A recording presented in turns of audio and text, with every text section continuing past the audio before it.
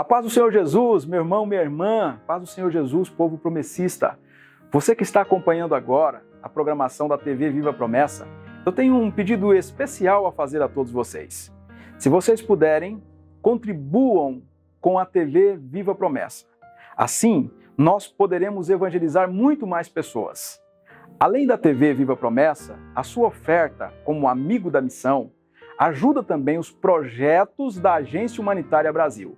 Nós temos 2 projetos em andamento. Rolim de Moura, em Rondônia, Tajapuru, em Breves, no Pará. São os 2 projetos.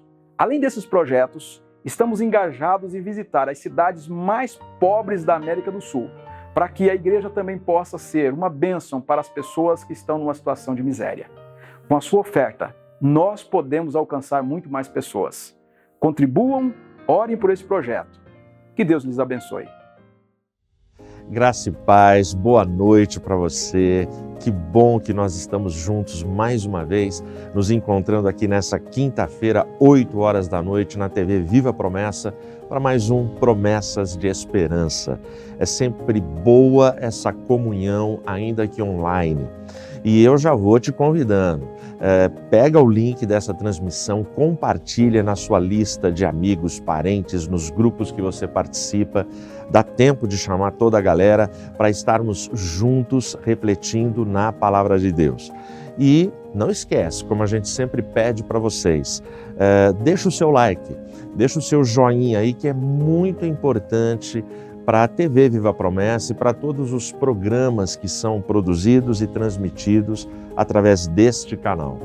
A sua curtida, o seu comentário, eles potencializam a visibilização de todo o conteúdo que é produzido pela igreja aqui neste espaço digital que tem alcançado milhares de pessoas.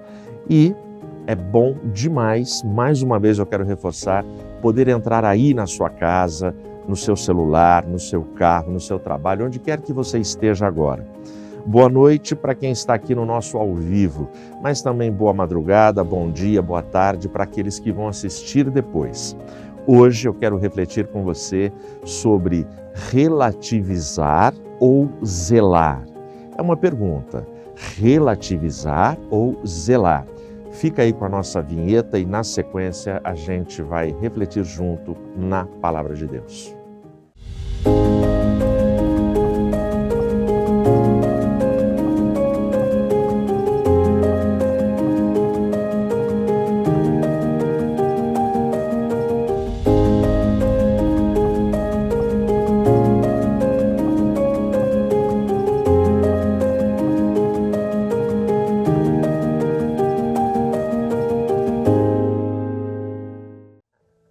Abra a sua Bíblia no Salmo 69. Eu vou ler em nome de Jesus para a nossa reflexão o versículo de número 9. Diz assim: Pois o zelo da tua casa me comeu, e as vergonhas daqueles que te envergonharam recaem sobre mim. São palavras do salmista Davi.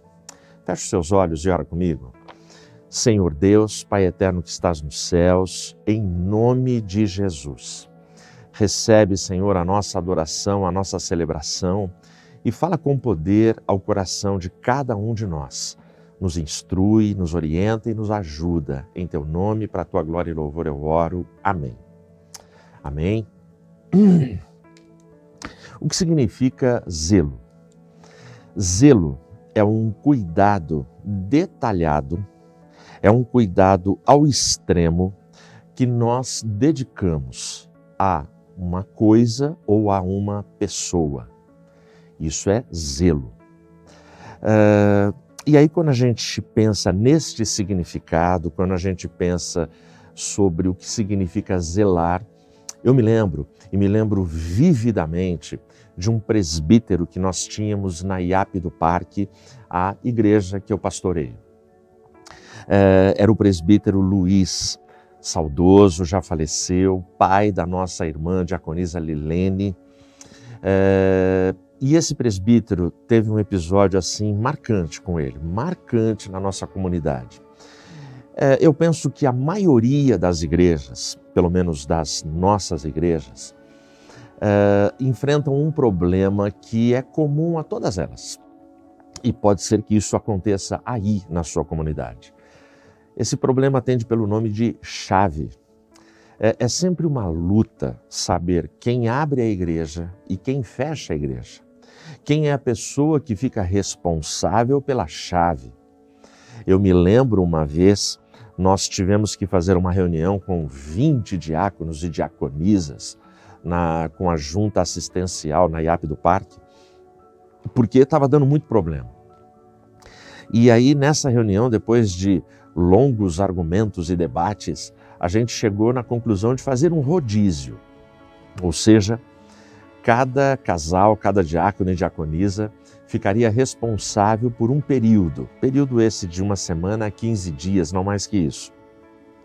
Então naquele turno, naquele período, quem estava responsável tinha que abrir e fechar a igreja, quarta, sábado, domingo, programações especiais em outros horários, ensaios, ou seja, eram as pessoas que tinham que chegar primeiro e sair por último, por conta de toda a luta, de não encontrar quem assumisse essa função.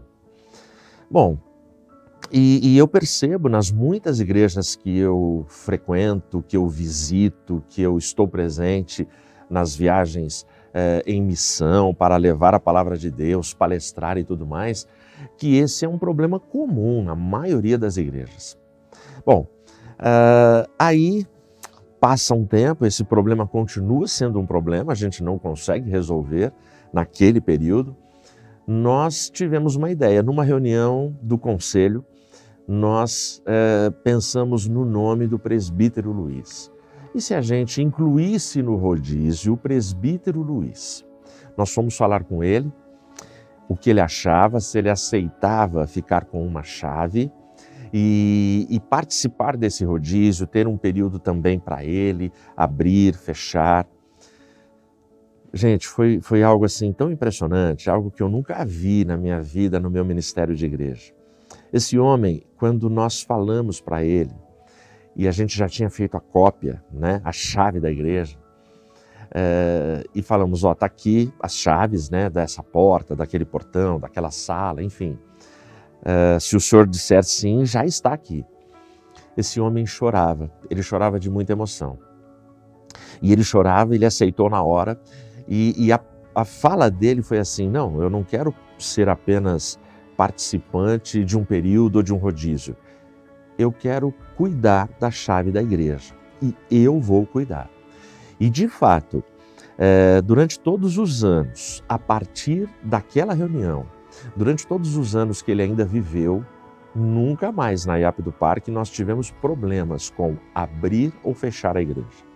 Não teve uma única vez sequer, enquanto o presbítero Luiz esteve no turno dele, que este homem não chegou em primeiro e saiu por último. Ele cuidava com extremo zelo. E para ele, o sentimento em relação à chave da igreja é: eu abro os portais pelos quais entrarão os adoradores, entrarão as ovelhas, entrarão os visitantes, entrarão todos aqueles que estão interessados em ouvir a proclamação do Evangelho.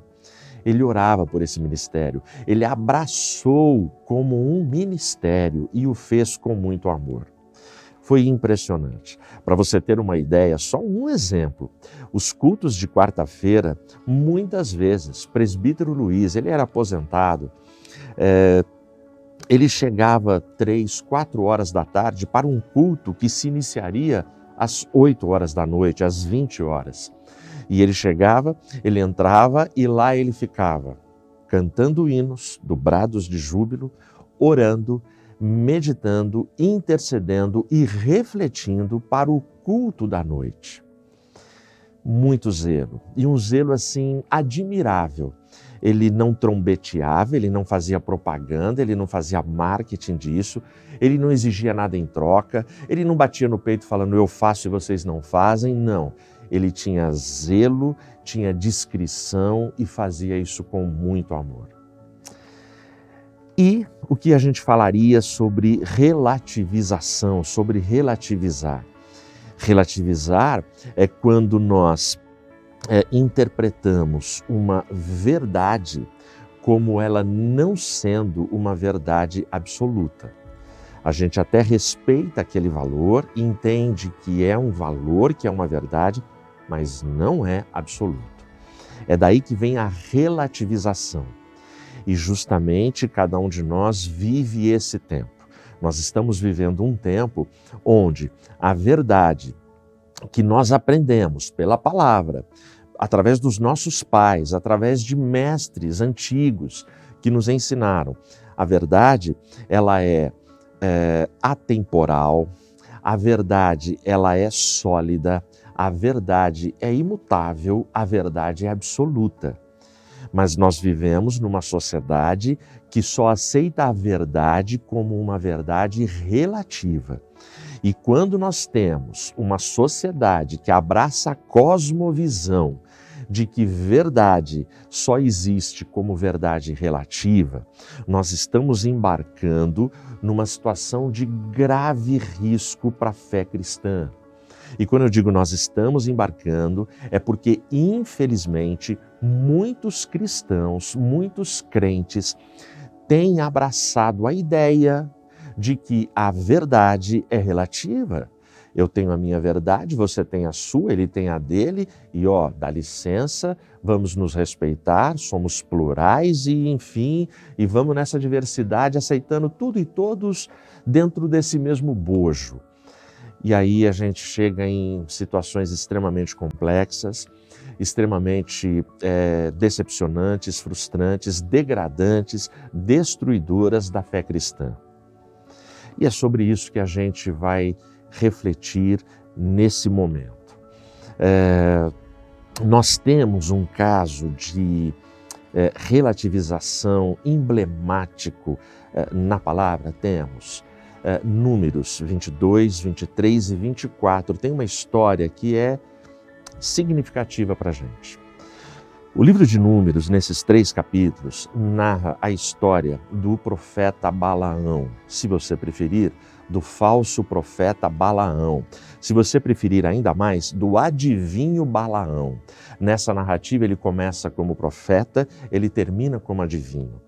O que está acontecendo? Logo ali no capítulo 22, nós somos apresentados para o rei de Moabe, Balaque. E Balaque está extremamente preocupado, porque nas regiões de Moabe, o povo de Israel está chegando. E ele se assusta, ele usa expressões como: esse povo ele enche toda a terra, ele cobre toda a terra. Porque nós estamos falando em milhões de hebreus que estão chegando naquela terra.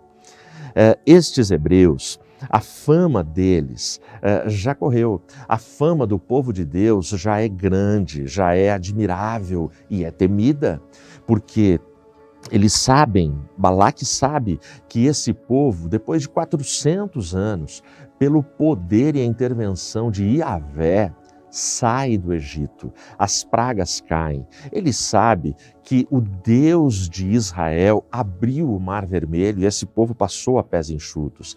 Ele sabe que esse povo não morreu à míngua e nem de fome no deserto, porque não lhe faltou o maná que milagrosamente caía do céu.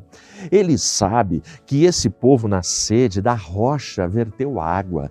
Ele sabe que esse povo tem a proteção de Deus de dia e de noite, que os seus calçados não se envelheceram, as suas roupas não se envelheceram, que esse povo tem algo de sobrenatural que os protege, que os abençoa.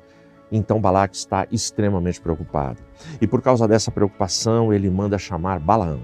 Ele reúne alguns anciãos ali do seu reinado, reúne grana, presentes e fala: leve para Balaão e chame Balaão, que eu preciso de Balaão. Os anciãos vão até Balaão, chegam em Balaão e falam: olha, Balaque está te chamando porque precisa de você.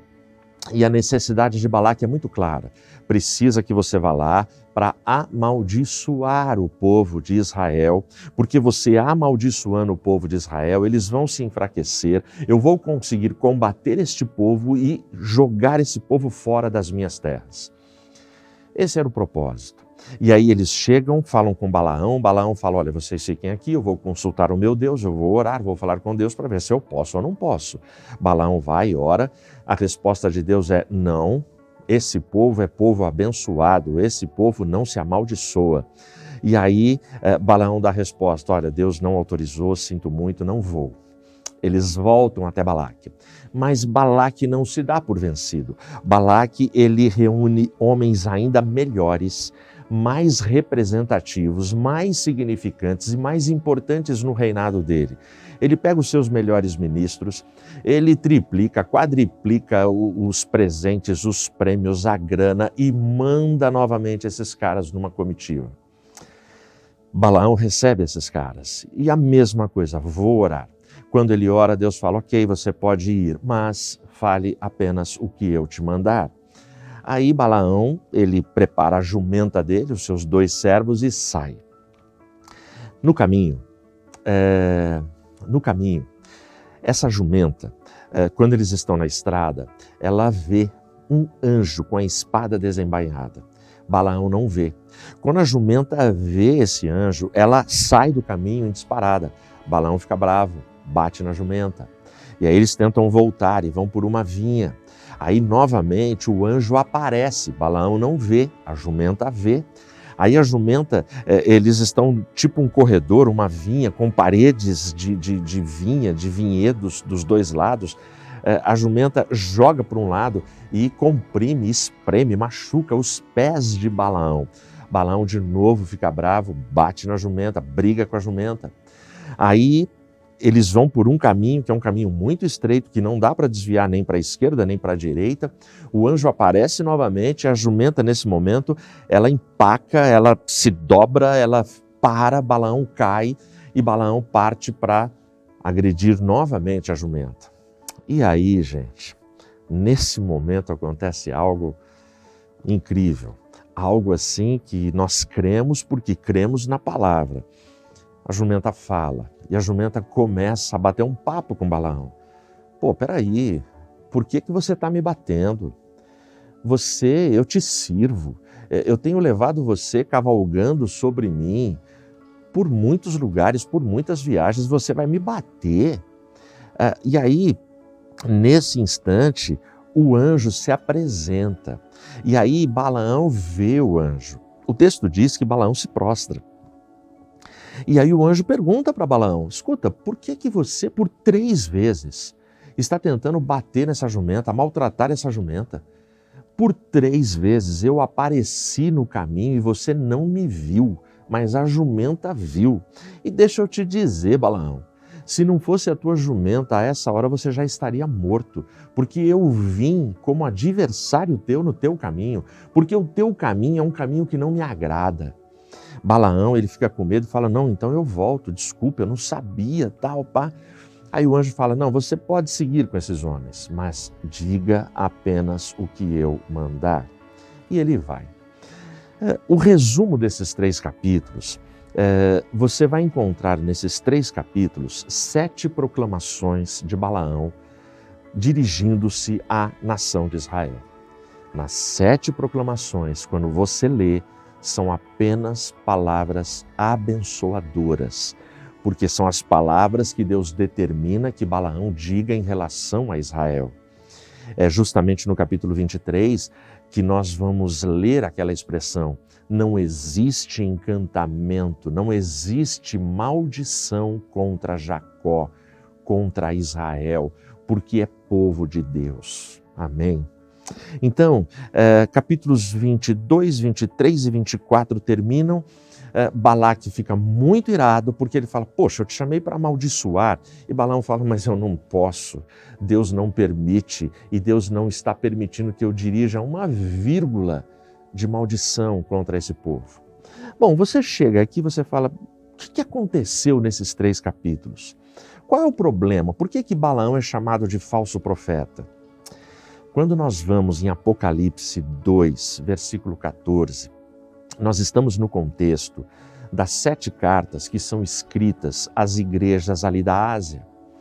O capítulo 2, versículo 14, esse versículo está contido na 3ª carta que é escrita à igreja de Pérgamo. E no versículo 14 é dito a esta igreja: eu não tenho muitas coisas contra vocês, eu tenho algumas coisas. E eu sei que entre vocês tem alguns que seguem a doutrina de Balaão, porque a doutrina de Balaão provocou a Balaque, incitava a Balaque.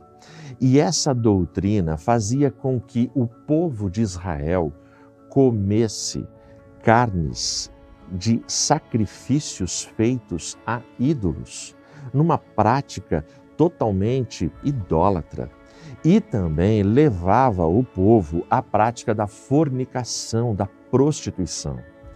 Essa era a doutrina de Balaão. Bom, mas quando você pega Apocalipse 2,14 e confronta com os capítulos 22, 23 e 24 de Números, dá um nó na cabeça.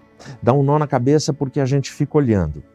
A gente olha para esses 2 textos e confronta. E aí você procura, você lê atentamente, você lê de novo, você lê 10 vezes, 100 vezes.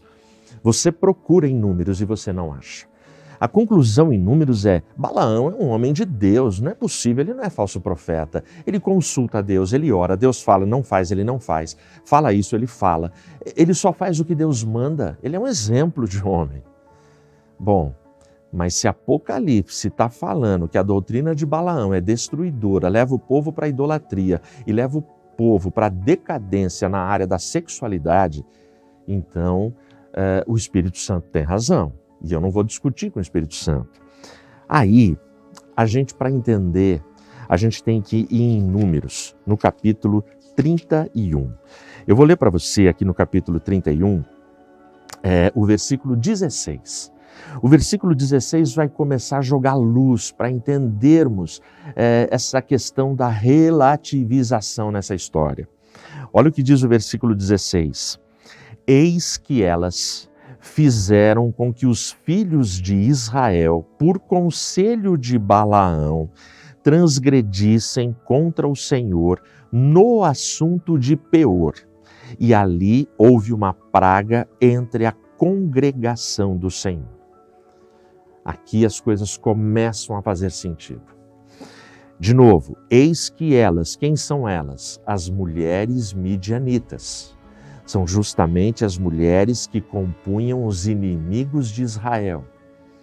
Eis que elas fizeram com que os filhos de Israel, por conselho de Balaão. Grava essa palavra, conselho de Balaão. O que está acontecendo aqui? Balaão, ele não conseguiu amaldiçoar um povo que não pode ser amaldiçoado. Balaão não conseguiu jogar maldição.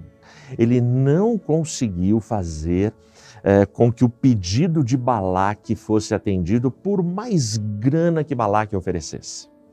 Bom, passado isso, Balaão, sagaz, Balaão, altamente seduzido pela premiação que ele receberia, altamente carnal, ele chega em Balaque e fala assim: olha, amaldiçoar não dá, mas eu conheço o povo de Israel. Se você pegar mulheres midianitas, belas, sensuais, aquelas mulheres que causam muita tentação, e infiltrar essas mulheres junto aos homens de Israel, porque os homens de Israel, Balaque, são homens fracos. Na sua grande maioria, ou pelo menos uma boa parte dele, são homens de um caráter bem duvidoso, de um caráter bem fraquinho. São homens que não podem ver um rabo de saia, não podem ver uma mulher dando mole para eles. Se estas mulheres se infiltrarem, estes homens vão trair as suas esposas, as suas noivas, as suas namoradas. Eles vão praticar sexo com elas. Essas mulheres medianitas, para agradá-las e para ter os favores sexuais delas, elas vão conseguir seduzir esses homens para adorarem os deuses pagãos, para adorarem a Baal. Então, tudo isso vai ser possível acontecer. Quando isso acontecer, o Deus de Israel vai se irar e o próprio Deus vai castigar o povo. Não será necessário você amaldiçoar e nem eu. Fazendo isso, o estrago está feito e o que você queria, que é a fragilização do povo, acontecerá. E isso é o que é feito. Bom, para você entender, é só a gente voltar aqui no capítulo 25. No 22, no 23 e no 24, a gente vê toda a frustração, onde Balaão não conseguiu amaldiçoar. Mas quando a gente chega no capítulo 25, eu vou ler para você os 3 primeiros versos. E Israel habitou em Sitim, e o povo começou a se prostituir com as filhas de Moabe. E estas convidaram o povo para os sacrifícios de seus deuses. E o povo comeu e se inclinou diante de seus deuses. E Israel se uniu a Baal-Peor, e a ira do Senhor se acendeu contra Israel. Está ficando claro para você agora o que aconteceu? Exatamente o que eu acabei de te explicar. Esse foi o conselho de Balaão. Quando diz aqui que o povo se uniu a Baal-Peor, Baal-Peor significa Deus da sensualidade. Foi o Deus da sensualidade que detonou a nação de Israel. E comece a prestar atenção à sua volta. Comece a prestar atenção à sua volta se esses deuses pagãos, maléficos, diabólicos, da sensualidade enferma, decaída, dessa sensualidade nojenta, se eles não estão atuando no nosso tempo, nas nossas comunidades, nas nossas igrejas. Portanto, a relativização leva à desobediência. Porque o povo começa a achar tudo relativo e aceita a sedução, a prática, adorar deuses destas mulheres e achar que continuam tendo os favores do Deus de Israel. Então a relativização leva à desobediência. Agora os versículos 4 e 5.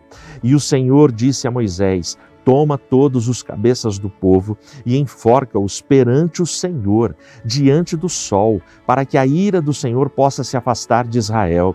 E Moisés disse aos juízes de Israel que cada um mate os seus homens que se juntaram a Baal-Peor. Você está entendendo o que está acontecendo, como o capítulo 25 é pesado. O problema do capítulo 25 é que se você sai do 24 e entra nele, você não entende. Poxa, o povo não foi amaldiçoado, por que isso está acontecendo? É só quando você lê o 16 do capítulo 31 que você sabe que o povo está seguindo o conselho de Balaão.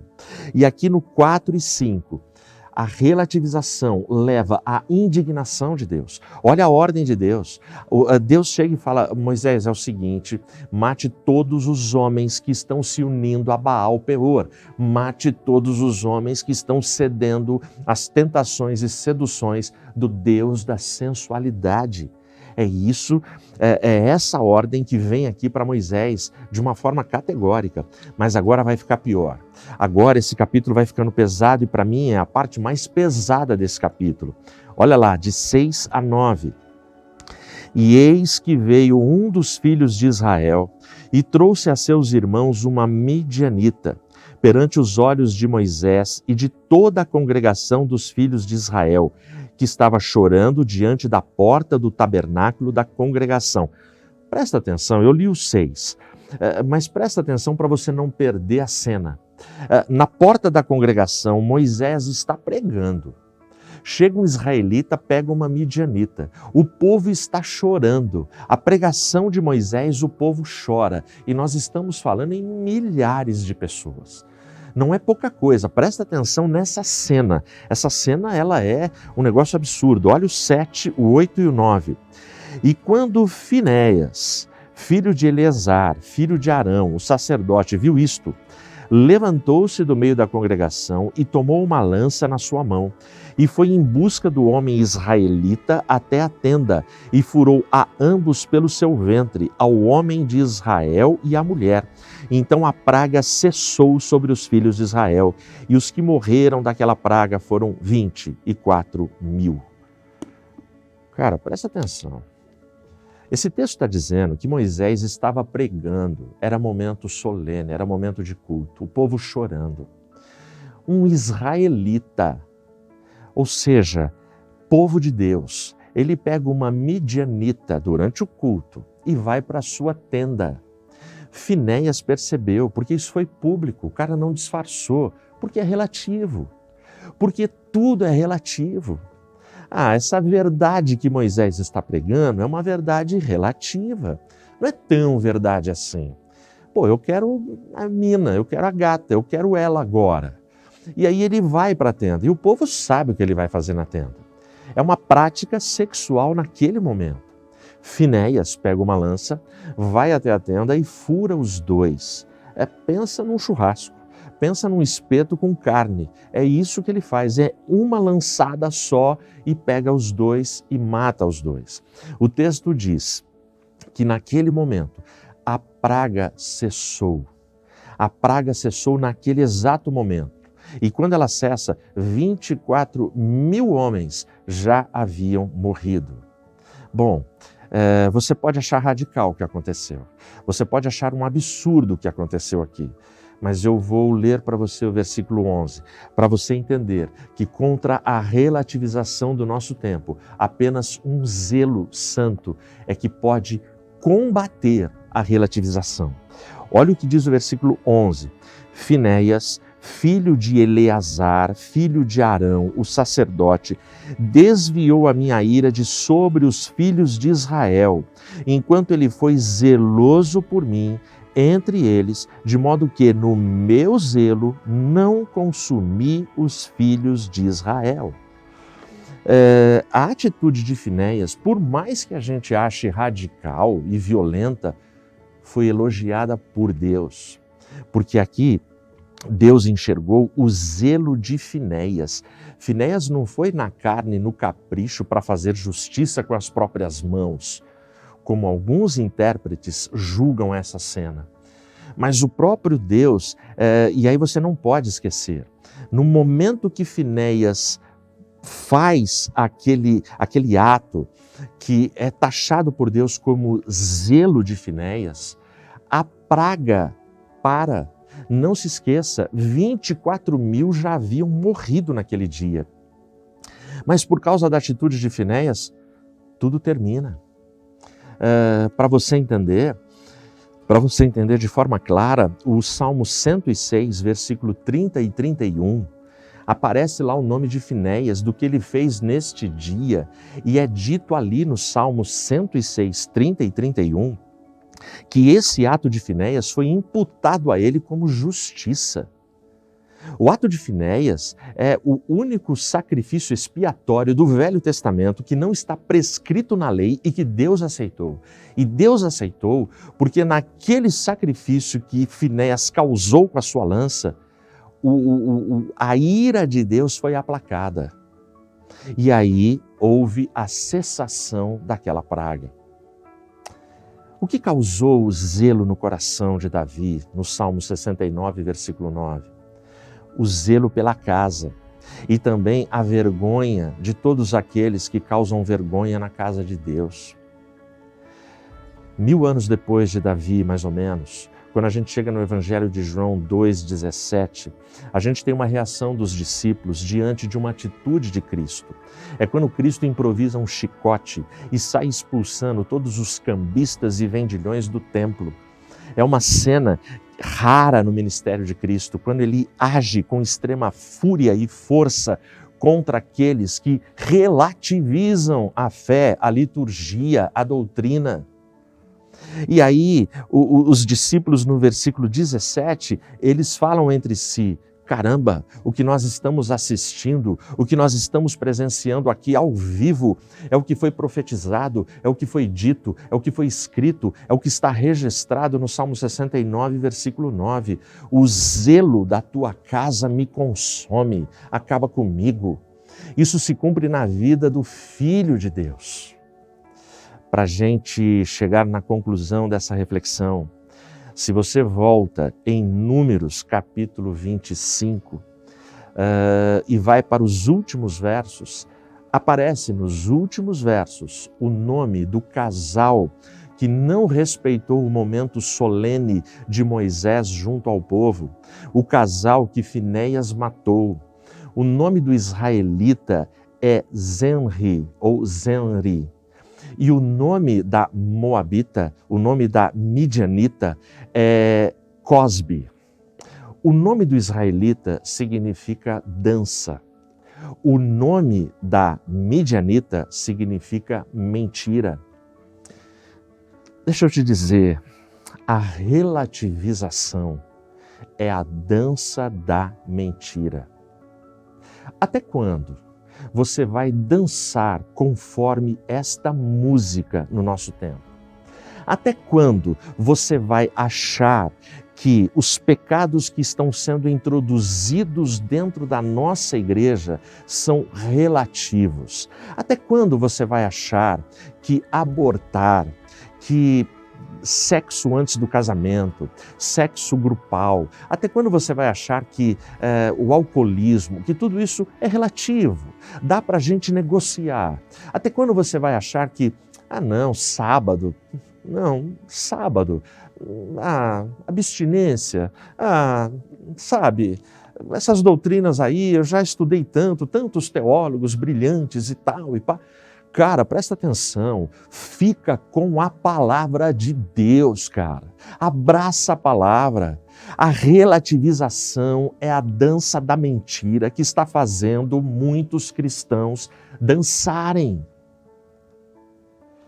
A única coisa que foi deixado a nós para combatermos a relativização deste tempo atende pelo nome de zelo. Zelo pela casa de Deus, zelo pelas coisas de Deus. E não confunda zelo com fanatismo. Zelo tem a ver com glorificar o Pai do céu e não a mim. Zelo tem a ver com paixão por aquilo que pertence a Deus. Zelar com carinho, com afeto, com amor, com fidelidade por toda a herança cristã que Deus deixou a cada um de nós. Onde é que a gente vai encontrar esse tipo de zelo? João 14, 21. Aquele que tem os meus mandamentos e os guarda, esse é o que me ama. E eu o amarei, e ele será amado do meu Pai, e eu me manifestarei a ele. Cara, precisamos escolher, relativizar ou zelar. A minha oração é que você zele pela sua família, zele pela sua fé, zele pelos próximos que estão ao seu lado, e tenha zelo pela palavra revelada. O Senhor Jesus está voltando e Ele vem buscar um povo zeloso e de boas obras. Que Deus te abençoe.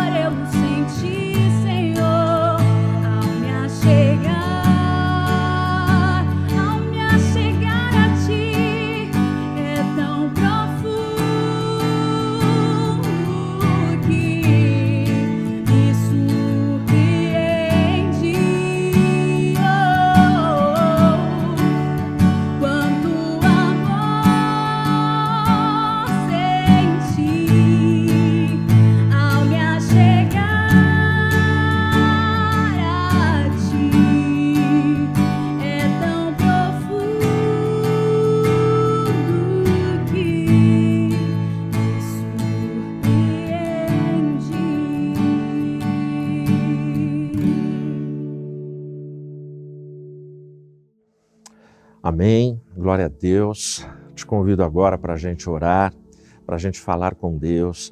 Se você ainda não colocou o seu pedido de oração, coloque o seu pedido aí. Compartilha esse link, distribui esse conteúdo para mais pessoas, para o povo, para a galera da sua igreja, para gente que não é crente, para gente que... porque promessas de esperanças, elas alcançam pessoas zelosas, pessoas que têm paixão, que têm amor pelas coisas de Deus. E a gente vai falar com Ele agora. Dê as mãos aí na sua casa, dobre os seus joelhos se for possível e ora comigo. Senhor meu Deus, Pai eterno e bendito que estás nos céus, obrigado, Senhor, pela Tua graça, pela Tua misericórdia, pelo Teu poder, pelo Teu amor. Nos guarda, nos dá, Senhor, bênçãos, nos dá perdão, nos dá, Senhor, a Tua orientação, a Tua direção para a nossa caminhada.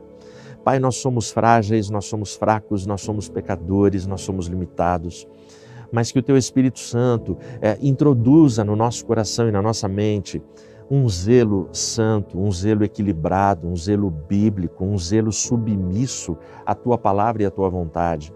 Abençoa o Teu povo, Pai, e tira de entre nós todo o indício de relativização em relação à Tua palavra, em relação à Tua vontade. Que a gente consiga, Senhor, nos mantermos firmes e não sermos seduzidos por todas as tentações e propostas da cultura que nos cerca. Mas que a gente saiba dialogar com esta cultura com respeito, sim, mas sem jamais abrir mão do zelo para com as Tuas coisas, os Teus mandamentos e a Tua vontade. Alcance e abençoa o Teu povo, aqueles que estão com problemas na família, nos negócios, na saúde. Em nome de Jesus, da cura, da solução, da libertação, da renovação, Pai. Continua conosco, Pai, nos ajuda. Abençoa e fortalece cada família, cada irmão, cada amigo que está aqui nesse momento. Em Teu nome, para a Tua glória eu oro. Amém. Amém. Deus te abençoe e até quinta-feira que vem, às 8 horas da noite, aqui na TV Viva a Promessa.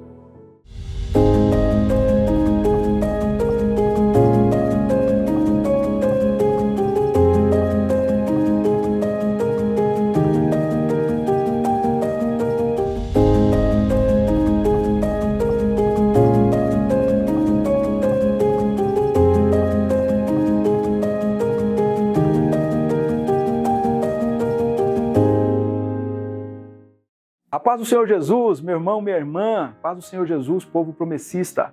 Você que está acompanhando agora a programação da TV Viva a Promessa, eu tenho um pedido especial a fazer a todos vocês.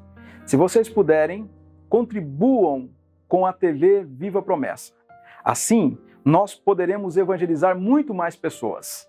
Além da TV Viva a Promessa, a sua oferta como amigo da missão ajuda também os projetos da Agência Humanitária Brasil. Nós temos 2 projetos em andamento. Rolim de Moura, em Rondônia, Tajapuru, em Breves, no Pará. São os 2 projetos. Além desses projetos, estamos engajados em visitar as cidades mais pobres da América do Sul, para que a igreja também possa ser uma bênção para as pessoas que estão numa situação de miséria. Com a sua oferta, nós podemos alcançar muito mais pessoas.